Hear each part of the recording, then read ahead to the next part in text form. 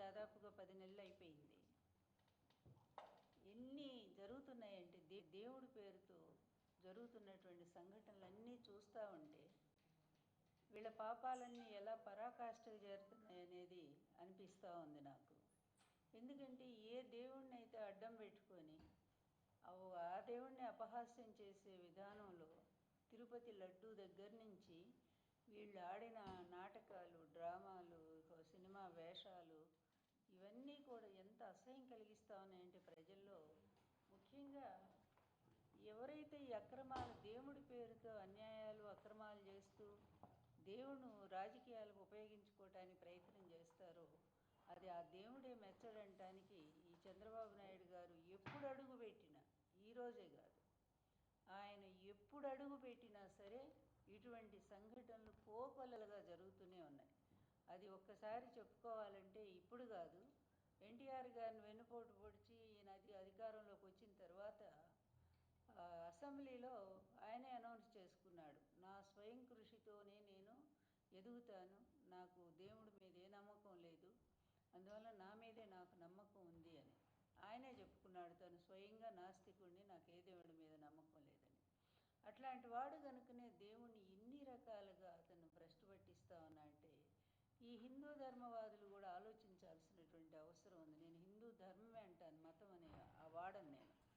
ధర్మం అనేది సమకాలీనమైనటువంటిది, సార్వకాలీనమైనటువంటిది, అందరికీ వర్తించేటువంటిది. అందువల్లనే ఈ ధర్మాన్ని భ్రష్టు పట్టించడానికి ఈరోజు బీజేపీ కొంతమందిని ఉపయోగిస్తూ ఉంది. అది ఈ రాష్ట్రంలో ముఖ్యంగా ఆంధ్రప్రదేశ్లో జరుగుతున్నటువంటి అన్యాయాలు, అక్రమాలు, దేవుడి పేరుతో జరుగుతున్నటువంటి ఇవి చూస్తూ ఉంటే అసలు ప్రత్యక్షంగా ప్రకృతి ఎంత ప్రకోపం చేస్తూ ఉందో కనిపిస్తూనే ఉంది కదా మనకి.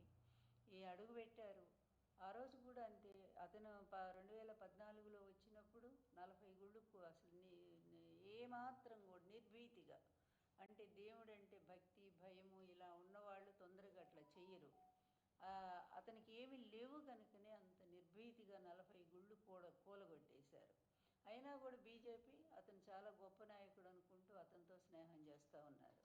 ఆ తర్వాత జగన్ గారి హయాం వచ్చిన తర్వాత జగన్ గారిని పాపం ఆయన అందరినీ సమానంగా ఆదరిస్తూ ఉంటే మతాలకి, కులాలకి, అన్నిటికీ అతీతమైనటువంటి పరిపాలన, ఇదే సుపరిపాలన అని ఆయన నిజంగానే ప్రాక్టికల్గా కూడా రాష్ట్రంలో మతాలకి, కులాలకి, ఆఖరి రాజకీయాలకు కూడా అతీతంగా ఒక గొప్ప పరిపాలన అందిస్తూ ఉంటే ఆయనకు ఒక క్రిస్టియన్ మతం అనే ముద్ర వేసి అది హిందువుల్లో ద్వేషం రెచ్చగొట్టడం కోసం మరి తన మనుషుల చేత అక్కడక్కడ దేవాలయాల విగ్రహాలు పగలగొట్టించటం, రామతీర్థం మొదలుకొని అన్నీ చూసాం. ఆఖరి కొండ మీద ఉన్నదాన్ని కూడా సిలువ అని చెప్పి చిత్రీకరించడం, వాళ్ళ టైంలో బస్సుల మీద ఉండేటువంటి క్రీస్తు సభలు పాంప్లెట్స్ వాటిని చూపించి ఇదిగో చూసారా బస్సులను కూడా వాడుకుంటున్నారు, అదంతా చంద్రబాబు టైంలో జరిగింది. అవి కూడా ఇట్లా ఈ ప్రతిదీ కూడా జగన్మోహన్ రెడ్డి గారి మీద నెట్టేయటానికి ఇతను చేసిన ప్రయత్నం మామూలుగా లేదు. అతి దారుణంగా జగన్ గారి ప్రభుత్వాన్ని బదనాం చేయటానికి ఎన్నో కుటిల యత్నాలు. ఇతనికి దేవుడి మీద భక్తి, మతం మీద ఒక నమ్మకము, విశ్వాసము ఉంటే ఇన్ని పాప పనులు చేస్తారండి. ఇన్ని రకాలుగా అన్నిటినీ మించి మహాఘోరం, మహాపాపం ఏంటంటే తిరుపతి లడ్డు. అంత ప్రపంచ దేశాలందరూ కూడా కళ్ళకద్దుకొని పవిత్రంగా భావించేటువంటి ఆ లడ్డును కూడా ఈ విధంగా దాంట్కి లేనిపోని అన్నీ కూడా అసలు మనం మాటలతో కూడా చెప్పలేనటువంటి అవన్నీ కూడా పూసి ఆ లడ్డును అంత అపవిత్రం చేసి 1,00,000 లడ్డులు వెళ్ళిపోయినాయి అని చెప్పి రామాలయానికి, అయోధ్యకి ఈ విధంగా గురు శిష్యులు ఇద్దరు ఎవరైతే ఉన్నారో పవన్ గారును తర్వాత చంద్రబాబు గారు ఇద్దరూ కలిసి దారుణంగా లడ్డును అపవిత్రం చేయడానికి ప్రయత్నం చేశారు. అయితే ఒక్కటి ఏదో అన్నట్టు భగవంతుడికి మలినం అంటది ఎప్పుడూ కూడా. అయితే ఈ పాపాలన్నీ ఆయన చూస్తూనే ఉంటాడు. ఎవరు ఎట్లా ప్రవర్తిస్తున్నారో, వీళ్ళ స్వార్థం కోసం ఎలా వాడుకుంటున్నారో తనని అనేది ఆయన కూడా గమనిస్తూనే ఉన్నాడు. అందుకే దానికి తగినట్టే అప్పటికప్పుడే కొన్ని మరి రుజువులు కూడా ప్రత్యక్షంగా చూపిస్తూ ఉన్నాడు. అది ఇంకా అర్థం చేసుకోకపోతే ఇక పరాకాష్ఠ స్థితి రాబోతుందన్నమాట. ఇవన్నీ ముందు వచ్చేటువంటి ఇండికేషన్స్, సంకేతాలు. ఈ సంకేతాలను అర్థం చేసుకోకపోతే ఇక లాస్ట్ ఒక మరి ఇక ఫైనల్ అనమాట ఒకటి జరగబోతుంది. భయంకరమైనటువంటి విషయము ఈ గురువు శిష్యుడు ఇద్దరు కూడా అర్థం చేసుకోవాల్సిన అవసరం ఉంది. ఏదో మేము అధికారంలో ఉన్నాం కనుక మా ఇష్టం వచ్చిన అది ఎంత పొరపాటు అంటానికి ఇప్పుడు పాపం అమాయకులైన భక్తులు బలైపోతున్నారు. అక్కడ మనం బాధపడాల్సింది ఏంటంటే ఆ చూపించేదేదో అసలు కారకులైనటువంటి ఆ దుర్మార్గుల మీద చూపిస్తే పోతుంది, పీడ పోతుంది. సమాజానికి పట్టిన చీడ పురుగులు అనవసరంగా నమ్మి దేవుణ్ణి ఎంతో భక్తితో కొలుచుకునేటువంటి భక్తులు తిరుపతి ఎప్పుడైనా జరిగిందా అండి తిరుమల సంఘటన? ఇన్నేళ్ల చరిత్రలో ఎప్పుడూ కూడా తిరుమలలో తొక్కిసలాట జరిగి అంతమంది చనిపోవటం అనేది మనం ఎప్పుడైనా చూసామా? అది ఇతని హయాంలోనే జరుగుతుంది.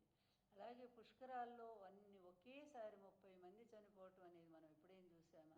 అది ఈయన టైంలోనే జరుగుతాయి. దేవాలయాలన్నీ కూలగొట్టబడతాయి, అది ఇతని టైంలోనే జరుగుతాయి. అదేవిధంగా గోవులండి, వందల గోవులు మరణించే, అది అందులో కూడా శ్రీవారి గోవులు, శ్రీవారికి రోజు పాలు నెయ్యి ఇచ్చేటువంటి ఒక పవిత్రమైనటువంటి గోవులు అన్ని వందల మంది చనిపోయినాయి. ఎవరి టైంలో అంటే ఇతని టైంలోనే జరుగుతాయి. అన్నిటినీ మించి నిన్న చూస్తే అసలు మరి సింహాచలం అంటే నిజరూప దర్శనం అనేది భక్తులకి అదొక చాలా ఇదిగా భావిస్తారు, మహాభక్తిగా భావిస్తారు. ఆ స్వామివారిని నిజరూప దర్శనం చేసుకొని పునీతులు అవ్వాలి అని వేలాది మంది భక్తులు ఎంతో ఆశతో తెల్లవారుజామున లేకపోతే రాత్రి నుంచి కూడా పాపం క్యూలో నిలబడి వాళ్ళు స్వామి దర్శనం కోసం వస్తారు.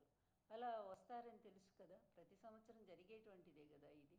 అలాంటి దాన్ని కూడా ఈ గవర్నమెంట్ ఎంత నిర్లక్ష్యం అంటే, మనుషుల ప్రాణాలంటే కొంచెం కూడా లెక్కలేదు సుమా. మాకు ఎంతమంది అన్నా చావండి, మాకేమీ భయం లేదు, మేము మా దోపిడి మాది ఎట్లాగూ కొనసాగుతూనే ఉంటుంది.